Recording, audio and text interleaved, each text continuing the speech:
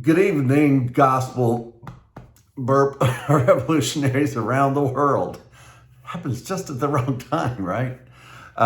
Shows you that this broadcast is coming directly to you. We are at our third season of The Cross. This has been a really amazing thing. And again, we will eventually be doing a full in-depth study into this because it has turned into be much more than what I thought. And I think any of us thought or dreamed that it could be. It explains so much. The imagery is beautiful and it really brings to life the true meaning of the cross. You don't know how many friends I have that say, well, we need to move on from the cross. You can move on if you want to, but you'll never get away from the cross.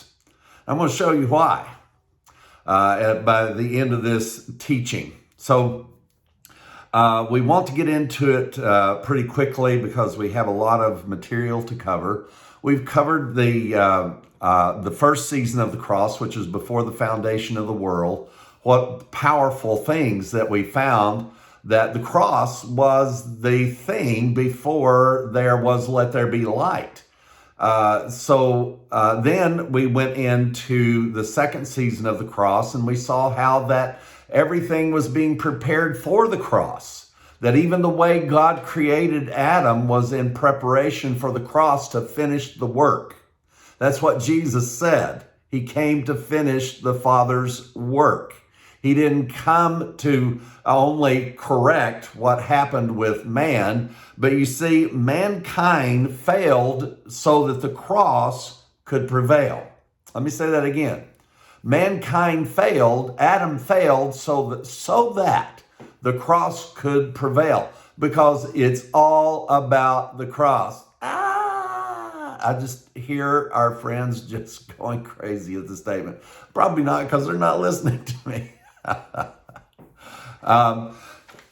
But if you want to be real nice and put it in their inbox someplace or post it to their Facebook pages, because we've been blocked from everything.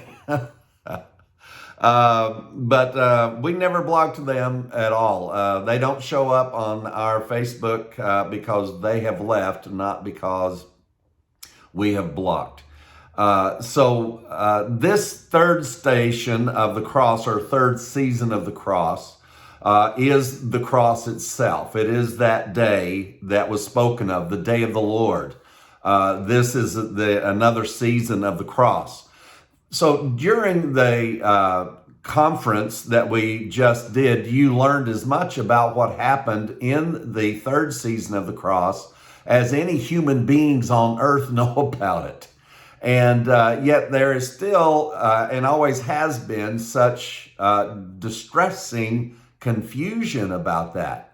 Now, when I was in the Word of Faith movement, of course, we were convinced that Jesus died and went to hell, and then mopped up in hell, and then came out and, from the cross to the throne, and E.W. Kenyon and all this. And it's a total lie. Those things aren't even in the Bible.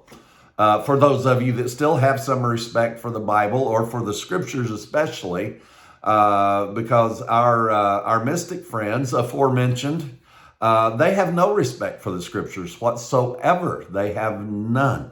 And they have no respect for the work of the cross. And we've shown that to you several times. They are in absolute denial of the cross, and they are offended by the cross. Please listen to Friday's Powercast that Daniel and I did. We go into a great more detail along these lines that will be very helpful to you based on what you'll be hearing today.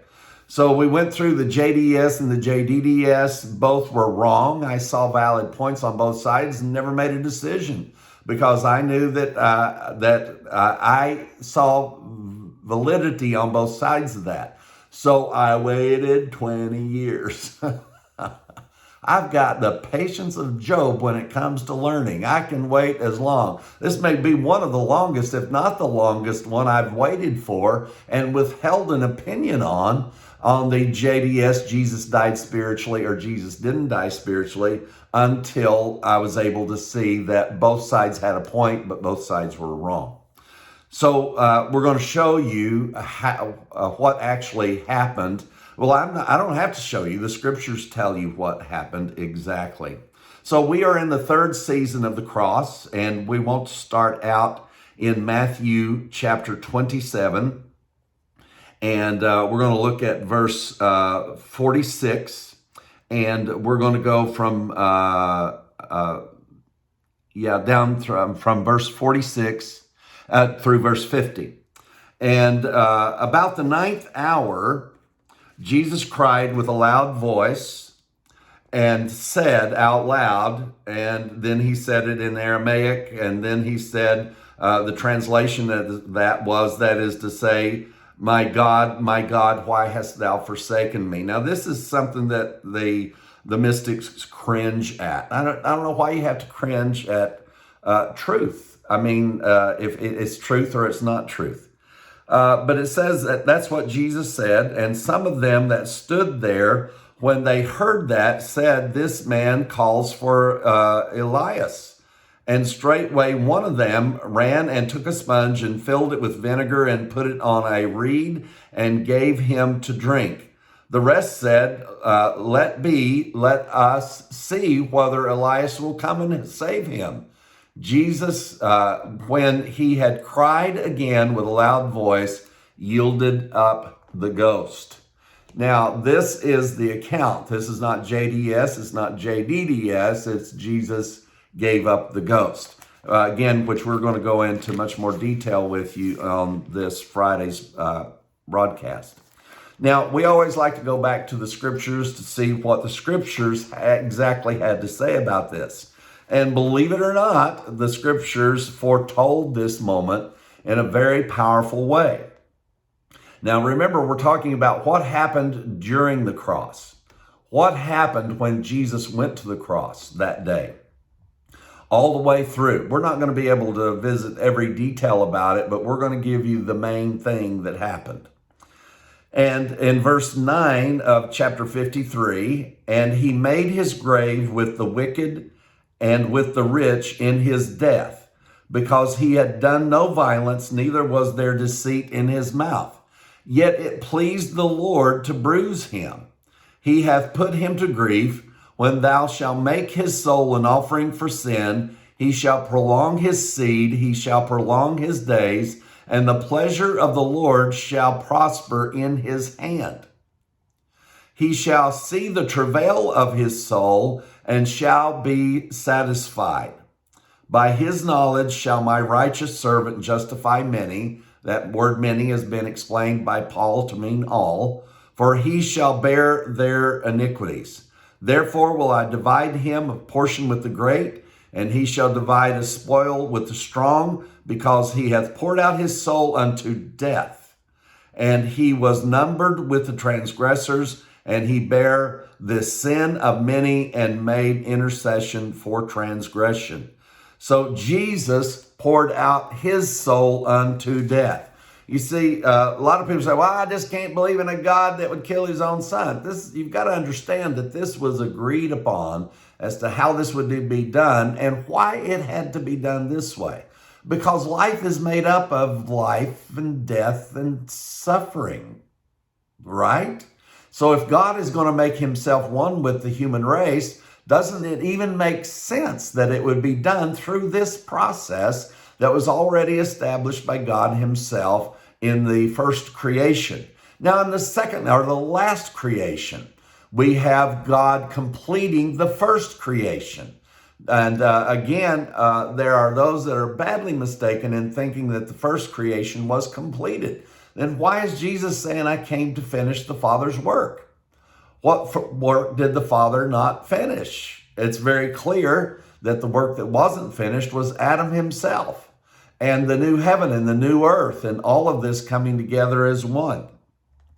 So we have this incredible insight according to Isaiah 53, the chapter they dare not mention. Isaiah 53 and 54, you're not going to catch a mystic near it at all. Andre Robbie won't go here. They just will not. Mirror Bible will not go here. They will not. And we've asked them many times, please just tell us what is this? Now, what they do is they go back to Isaiah chapter 53 and say, surely he hath borne our griefs and carried our sorrows, yet we did esteem him stricken and smitten of God. They said, see there, see there, see there. I've seen these posts come across Facebook. See there, it was we who esteemed him as stricken and smitten of God. But it was this, you have to read the context. It says, but he was wounded for our transgressions. All that's saying is that he was not stricken and smitten of God for his own transgressions. Even as Isaiah 54 tells us very clearly, and even as Matthew has made it very clear to us also, that he was stricken and smitten by God for the transgressions of others and the sin of the world, and also to bring a full circle and a full completion to the creation of mankind. The saddest thing on earth that I have ever heard is people going around saying, well, you know, we're only human, and thanks for playing. But that is a lie. It is the furthest thing from the truth that there is. We are so much more than human. Why do we go around acting like animals? Because you believed people who said we're just a part of the animal kingdom. We are not part of the animal kingdom. We are God men. You are God in the earth. We are not part of the animal kingdom. And it's so clear. But people who are desperate to try to erase God out of everything will try so hard to make this fit. And it doesn't fit. It doesn't fit in anything. Not even in a logical mind does it fit whatsoever. So one of the last things I wanted to share with you is actually found in 2 Corinthians chapter 4. And we will close with that. I realize this has kind of been rapid fire, but that's the situation I put myself in. 2 Corinthians chapter 4. Now, remember Jesus said, my God, why hast thou forsaken me? Now, if you look up the word forsaken, it does mean that God gave him over to the things that would be done to him. And it was by man. And even one of the people that have this persuasion posted on our Facebook site, and I'm sure others, that, according to our law, he has to die. And Jesus did die because of the law. But you see, they've taken that and said it was our law. It wasn't God's law. But you see, that's like saying comparing the law of the United States to the laws of any other country. If I were talking to somebody in another country about their laws and the laws here, I wouldn't say, but the laws of the United States government. I would say, well, our laws say this and your law says that. Me saying it's my law doesn't mean I came up with it. It's stupid. It's just stupid. That's all there is to it. That's a word I'll have to revive. I used to say that a lot. The one thing that I want to leave you with is this good news, and all of this is good news. But you say, Mike, why hang around about the cross? Good Lord, let's move on from the cross. Don't you ever move on from the cross, because the cross is eternal. The cross is the only historical event, singularly historical event, that is eternal. It was before the foundation of the world, and it is eternal from that point forward. And we're going to go into the last season of the cross in the next session. To close this out, we're reading in 2 Corinthians chapter 4, verse 6 through 10. For God, who commended the light to shine out of darkness, hath shined in our hearts, to give the light of the knowledge of the glory of God in the face of Jesus Christ, who we have, but we have this treasure in earthen vessels. Boy, we're trying to get that point across. That the excellency of the power may be of God and not of us. We are troubled on every side, yet not distressed. We are perplexed, but not in despair. Persecuted, but not forsaken. Cast down and not destroyed. You see, No matter what happens to us, we'll never go through what Jesus went through in being forsaken on the cross for a small moment, just for a small moment, so that these things could be carried out. And but now, please understand, because the world, we need to do like 20 hours on this. Just because you're going through difficult times doesn't mean that you're forsaken by God. You and God are one. But listen to this last verse here in verse 10. Always bearing about in the body the dying of the Lord Jesus, that the life also of Christ might be made manifest in our body. How long are you supposed to be bearing about the crucifixion and the death of Jesus Christ?